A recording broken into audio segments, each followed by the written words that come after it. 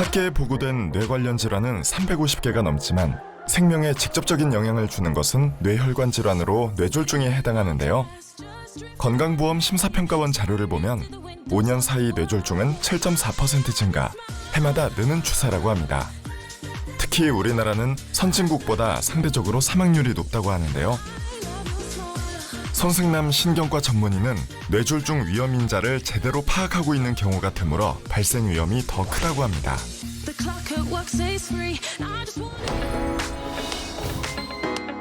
흔히 뇌졸중을 뇌졸증을 알고 계시거나 뇌경색과 뇌출혈이 뇌졸중과는 서로 다른 질환이라고 생각하시는 분들이 많은데요. 우선 뇌졸중이 정확한 명칭입니다.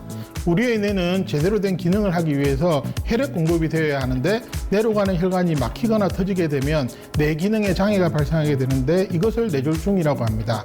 즉 뇌졸중은 뇌혈관이 막혀서 생기는 뇌경색과 뇌혈관이 터져서 생기는 뇌출혈로 구분할 수 있습니다. 뇌졸중의 위험인자는 고칠 수 없는 위험인자와 고칠 수 있는 위험인자로 나누는데요.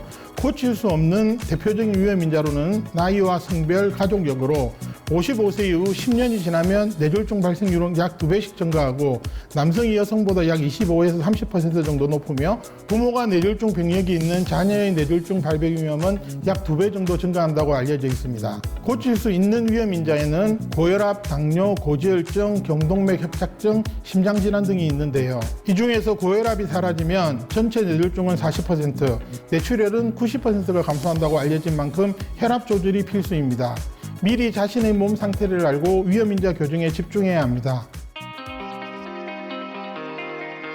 뇌졸중은 글자 그대로 뇌가 갑자기 맞았다는 뜻인데요. 혈관이 막히거나 터지는 순간 증상이 갑자기 나타나기 때문에 뇌졸중의 5대 증상을 숙지하는 것이 중요합니다. 먼저 몸의 한쪽만 움직이지 않거나 반대편보다 확실히 힘이 떨어지는 증상을 보이는 편척마비로 안면마비가 동반될 수 있습니다. 다음은 언어장애인데요. 실제로 뇌에 문제가 생겼을 때 가장 많이 나타나는 증상이 발음장애이며 발생 부위에 따라 말을 잘 하지 못하거나 말은 하는데 이상한 말을 하는 경우가 생길 수 있습니다. 다음은 시각장애인데요. 우리가 사물을 보는 것이 눈이 아니라 뒤통수 쪽의 시각내에서 보는 것이라 시야 한쪽의 사물이 어른거리는 시야장애가 생길 수도 있고 뇌혈관 이상으로 한쪽 눈이 잘 보이지 않거나 복시 등이 나타날 수도 있습니다. 다음은 어지럼증으로 뇌졸중에 의해서 발생하는 어지럼증은 회전성이며 발음장애, 보행장애가 동반됩니다. 마지막은 극심한 두통으로 뇌졸중에서 두통이 동반되는 경우는 매우 드물지만 지주막하 출혈의 유일한 증상일 수도 있는데요. 단 한 번도 경험해보지 못한 순간적인 극심한 통증이 특징입니다. 뇌졸중 진단을 위해서는 영상 검사를 통해 뇌경색인지 뇌출혈인지부터 감별을 합니다. 뇌출혈은 CT에서 바로 확인이 되기 때문에 CT로 빠르게 확인한 후 MRI 검사로 뇌조직의 손상 정도나 위치, 뇌혈관의 상태를 파악해 치료를 시작합니다. 뇌출혈과 뇌경색의 치료 방법은 정반대라고 볼 수 있는데요. 뇌의 혈관 파열로 출혈이 생긴 뇌출혈은 시술로 터진 부위를 막고 출혈이 많으면 개두술로 혈종 제거를 하지만 대부분 혈압과 내압을 조절하며 피가 녹아 흡수되기를 기다리는 치료를 하게 됩니다. 반대로 뇌경색은 막힌 혈관이 있다면 뚫어주는 것이 치료의 원칙입니다. 여기서 가장 중요한 것은 시간으로 정상 발생 이후 4시간 30분 안에 내원하면 혈전용해제 주사로 정맥내 혈전용해술을 시행합니다.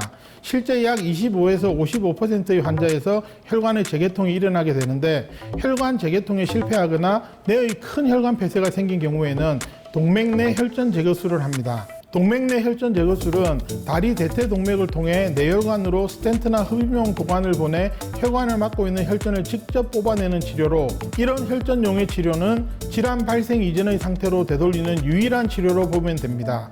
하지만 시술할 수 없는 작은 혈관이 막혔거나 골든타임 이후 병원에 도착했다면 뇌 손상을 최소화하기 위한 약물 치료를 하게 됩니다.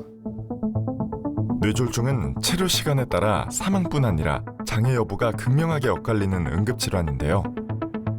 진료실에서 한참 촬영을 진행하고 있던 그때 뇌졸중으로 의심되는 응급 환자가 발생했습니다.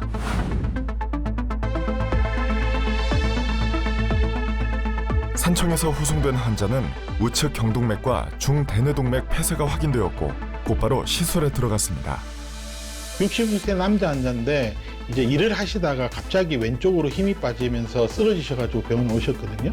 흔히들 경동맥 하는데 요 혈관 이름이 경동맥입니다. 경동맥이 이제 이렇게 올라가서 내려 올라가게 되고 뒤에서는 이제 척추동맥이라는 게 이렇게 올라가게 되는데 이 환자분 같은 경우에는 오른쪽 경동맥이 아예 이제 여기서부터 다 막히고 없는 상황이고 실제로 이제 요 위쪽에 있는 혈관도 같이 막혀 있는 상황이거든요. 근데 사진에 보면 오른쪽 뇌에 이제 내경색이 이렇게 이제 생기고 있는 모습이 보입니다. 저희가 골든타임이 중요하다고 하는 이유가 뭔가 하면 이렇게 뇌가 이제 손상이 많이 받지 않는 상태에서는 충분히 약물 치료나 시술을 통해 가지고 이전 상태로 돌릴 수가 있습니다. 이건 완전히 하얗게 변해버려. 이거는 죽은 뇌거든요. 못 살려요. 이거는 오른쪽에서 올라가는 혈관이 하나가 완전히 막혀 있는 상황입니다. 뇌 경동맥에 폐쇄가 있으면서 이제 위쪽 혈관들이 피가 이제 올라가지 않기 때문에 전혀 안 보이는 상황이거든요. 증상이 생긴 지 2시간 정도 만에 병원에 오셨고 그리고 뇌 상태가 이제 크게 손상을 안 받았기 때문에 저희가 이제 시술을 하러 들어갔었습니다.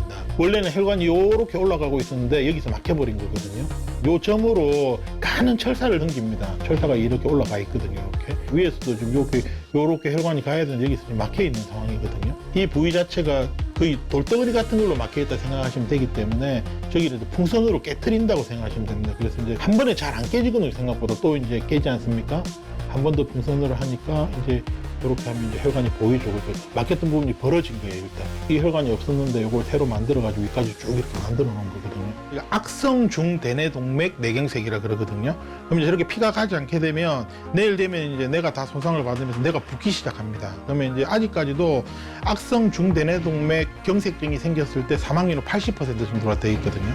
그러니까 80%의 환자들은 돌아가시고 나머지 20%의 사람들은 영원히 반신불수로 사셔야 됩니다. 하지만 골든타임을 지킨 사례자는 시술 이후 빠른 회복을 기대할 수 있었습니다. 특히 이분 같은 경우는 나이가 젊다고요. 나이가 젊으면 불리해요. 사람 뇌라는 게 나이가 들면 위축이 생기고 쪼그라들어져 있거든요. 그러니까 내가 붙더라도 견딜 수 있는 공간이 많은데 이렇게 젊은 사람도 뇌가 꽉 차 있거든요. 그러니까 훨씬 더 여우가 안 좋습니다. MRI상으로 받은 뇌 손상도 되게 작았고 그 다음에 시술도 빨리 됐기 때문에 하루 이틀 안에 보통 이 정도면 거의 다 돌아오십니다. 돌아오시고 크게 문제가 없는 한은 후유증 없이 가실 것으로 예상을 합니다. 대부분은 자기 가족이 특히 쓰러지거나 하면 당황을 하시기 때문에 어떻게 해야 할지를 몰라가지고 뭐 주변 사람들한테 연락을 한다든가 이렇게 하면서 소중한 시간을 허비하는 경우가 생각보다 많이 있습니다. 그래서 내 가족이 실제로 뭐 뇌졸중뿐만 아니라 무슨 건강에 이상이 생겼을 때 가장 먼저 하셔야 될 일은 119에 신고를 하시는 거라는 것을 잊으시면 안 됩니다. 뇌졸중 시술 후 심각한 고혈압과 고지혈증을 확인한 사례자. 평소 검진을 통해 자신의 건강 상태를 파악해둬야겠습니다. 뇌졸중의 골든타임은 3시간에서 4시간 30분 사이이지만 병원 도착 시간이 빠르면 빠를수록 예후는 좋다고 알려져 있습니다. 119 대원들은 뇌졸중 증상에 대한 교육을 받은 전문가들로 어느 병원으로 이송할지 가장 잘 알고 있습니다. 앞서 말씀드린 뇌졸중 증상이 의심되면 곧바로 119에 신고가 먼저라는 것 명심하셔야 합니다. 그리고 아직도 뇌졸중에 대한 잘못된 상식과 민간요법을 기대려 하는 분들이 있습니다. 특히 뇌졸중 증상이 나타났을 때 손발을 바늘로 따고 기다리다가 뒤늦게 병원에 와 골든타임을 놓치는 경우가 많습니다. 뇌졸중은 뇌로 가는 혈류 장애가 발생하는 질환이지 팔다리 혈류 문제로 발생하는 것이 아니기 때문에 소중한 시간만 허비하는 행동이라는 점 기억하셔야만 합니다. 또한 청심환과 같은 기타 약재들을 먹이는 행동인데요. 기본적으로 청심환은 혈압을 올리는 역할을 하는데 뇌경색과 뇌출혈은 겉으로 구분이 되지 않기 때문에 뇌출혈 환자에게 혈압을 올리는 행동은 오히려 뇌 손상을 더하게 할 수 있습니다. 뇌졸중이 생기면 삼킨 근육에도 마비가 생기는데 무리하게 약을 먹이다가 기도 폐쇄로 최악의 결과를 초래하는 경우가 종종 있어 반드시 하지 말아야 할 행동입니다. 바로 치매입니다. 치매는 크게 노인성 치매로 부르는 알츠하이머병과 혈관성 치매로 나누는데요. 뇌졸중이나 심혈관 질환에 의해 발생하는 혈관성 치매는 알츠하이머병에 이어 두 번째로 비중이 큽니다. 뇌졸중이 인지 기능과 관련된 부위에 발생하면 치매 증상이 갑자기 생길 수 있는데요. 이를 전략적 혈관성 치매라고 합니다. 이 외에도 반복적으로 뇌졸중이 발생하면서 나타나는 다발성 경색 치매가 있고 만성적인 뇌혈로 인한 폐질화 혈관성 치매도 있습니다. 실제 혈관성 치매 환자의 90% 이상이 뇌졸중 병력이 있고 뇌졸중 발병 1년 내 치매가 발생할 확률도 일반인보다 매우 높습니다. 뇌졸중은 치료 후 약 15% 정도만 완전히 회복이 되고 85% 정도는 정도의 차이는 있지만 후유증을 남기기 때문에 치료 이후의 관리가 중요한 질환입니다. 뇌졸중은 치료 방법과 상관없이 우선 약물 복용을 잘하고 정기적으로 검사를 받는 것이 가장 중요합니다. 항혈전제, 항응고제 등 흔히 재발을 막는 예방약으로 알려진 약들이 뇌졸중 관리에 기여하는 부분은 20에서 40% 정도밖에 되지 않는다고 합니다.